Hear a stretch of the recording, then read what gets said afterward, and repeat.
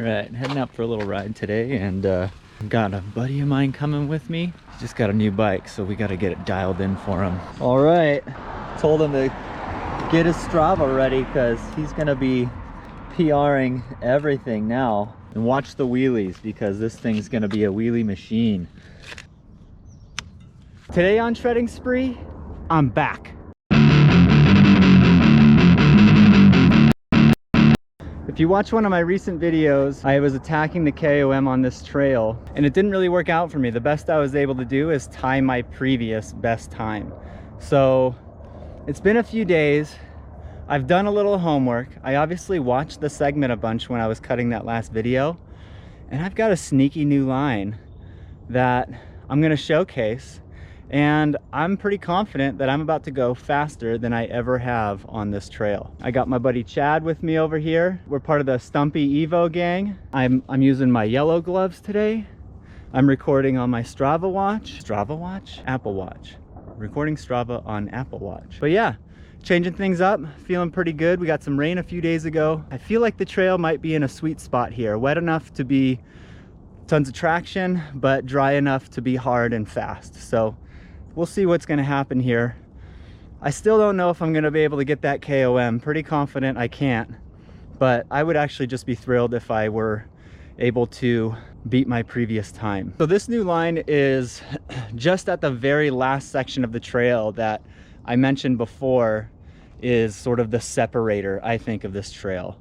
As far as the really fast times and the kind of fast times. So I'm going to kind of just approach the trail in the same way that I always do, but I literally have to change it up in the last 7 seconds of the run, and it might be a little hard to do. I've got to check up a little earlier and do a little pre-zigzag before I get into the end spot where I actually plan on skipping the zigzag and just making sort of a diagonal line out of it. The line is sketchy. The trail's not cut to make this line happen, so it'll kind of be easy to cross rut and hit a bush or something. So hopefully the trail doesn't bite me on this one. So all right, let's get the camera mounted up and we'll head down the trail.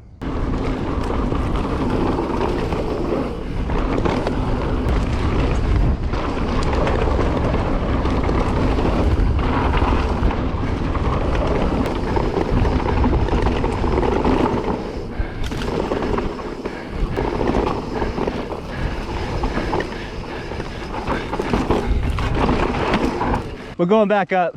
When I just did it, like you drop off with a knuckle up there, and when you cross the trail, you get a little buck. Like I feel like I cleared that area where the bush is. So run one was okay. In the first couple of turns, there was some slick mud down in the bottom of the berms, and it kind of psyched me out a little bit. So I was kind of staring at the turns a little hard. It was also the first downhill run of the day, so you know, not warmed up. I'll give myself a little leeway for that, but I feel like that was probably like a 51-second run, so I'm kind of curious on where the time actually lands with that new line, because I did hit that line right at the end. We're gonna go down again. Hopefully I'm feeling a little more comfortable. The dirt is primo. You just got to watch out for a few spots. Look at the front tire. That's what I'm talking about. I'm gonna see if Chad here can tow me to a KOM. I hope he goes faster. I'm tired of waiting. Oh yeah, one more thing. Apologies. After that last run, I accidentally left the camera in linear mode, so you probably couldn't see crap anyway. So who knows how much footage we'll actually be able to use from that one. But I got it set right now, so let's give her another go.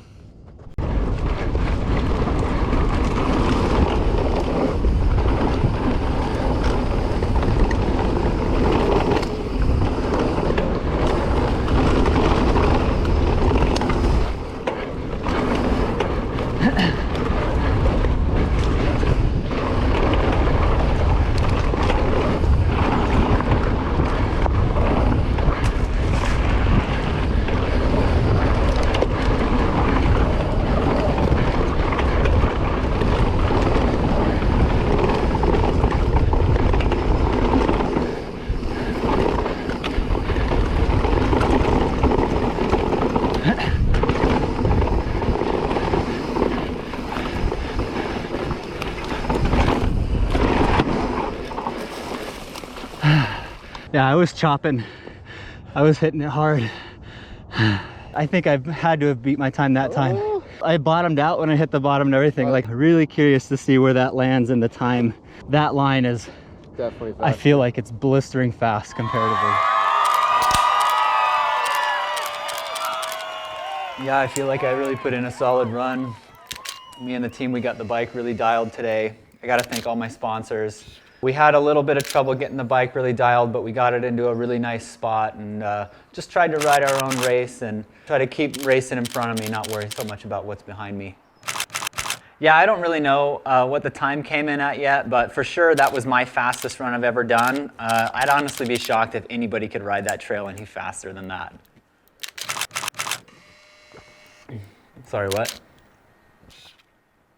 49 seconds again?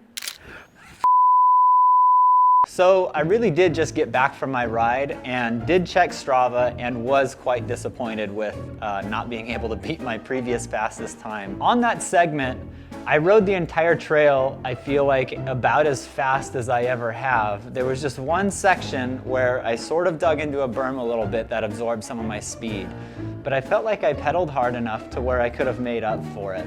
And then my new line at the end had to have cut off several seconds from the run. So I'm calling BS on Strava.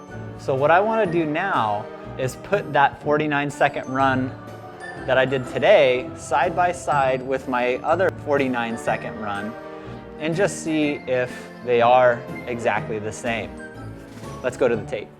According to the Strava record books, these are my two 49-second runs. The one on the left with the red gloves is from a few weeks ago. The one on the right with the yellow or green gloves is from today.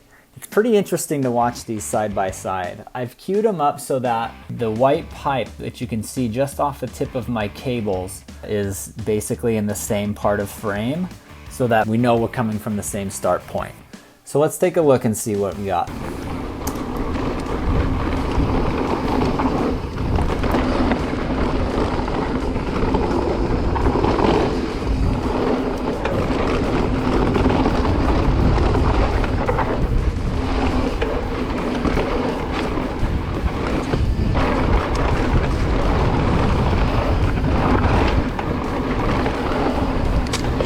Using this tree on the left of the left frame of my old run, I'm a little ahead at this point, and I think it's because this is a slight uphill right here, and the drier ground probably rolls a little faster.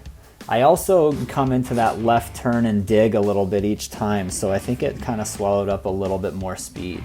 So as of right now, my old 49-second run is in the lead.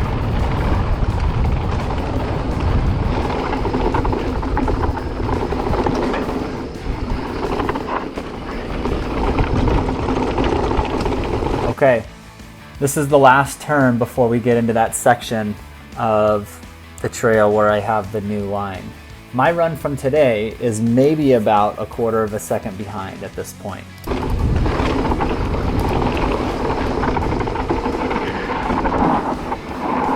This is where the new line really comes into play. On my new run, I'm airborne over the edge of the trail, and in the old run, I'm just getting ready to dip into the right. Boom, fire road.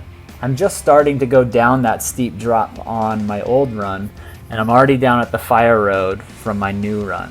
But here's the thing, I don't think that getting down this drop to the road is helping me at all with the segment, because the trail continues straight for about another 20 feet, so it's cutting off right here where I'm crossing the trail, which between the two runs happened at about the same time. But a solid takeaway from this is how accurate the Strava timer actually is. It's definitely not going to be as accurate as a point-to-point transponder, but I'm still impressed with how close it is nonetheless. So my side-by-side video investigation confirms it. Strava doesn't hate me, I'm just not fast enough. That wraps up this week's episode of Failing Spree. If you like what you see, consider subscribing. I would love to have you as part of the crew. Thanks for watching.